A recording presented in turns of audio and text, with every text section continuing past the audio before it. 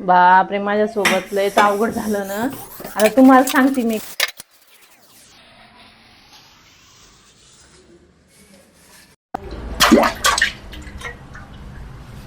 Good morning सर्वांना.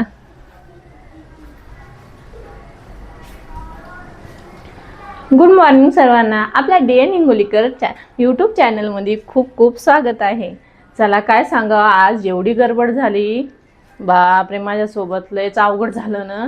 आता तुम्हाला सांगते मी काय झालं म्हणून, माझ्यासोबत काय घडलं आज. चला आता तुम्हाला सांगते मी. हे बघा, टोपलंभर भांडे घासायचे, रात्रीचे भांडे बघाय. आणि आज नाही का मला कळालंच नाही ते पण सांगते मी.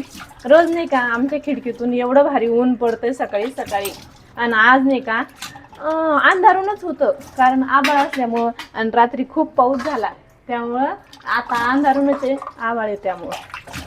तर मग नाही का उठायला उशीर झाला. मला समजलंच नाही की किती वाजले काय वाजले म्हणून.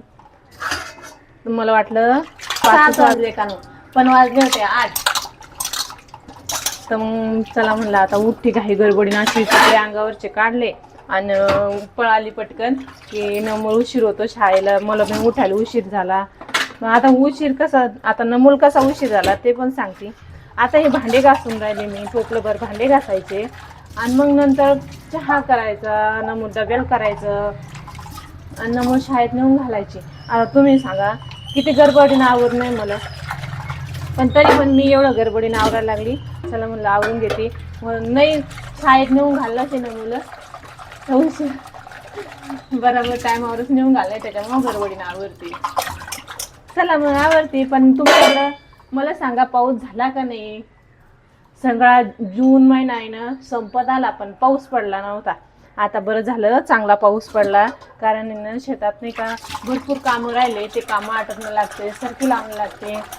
त्याच्यामुळे बरं झालं बाप्पा, लय चांगलं झालं लवकर पाऊस पडल्यामुळं. चला मग आवरते मी सगळं.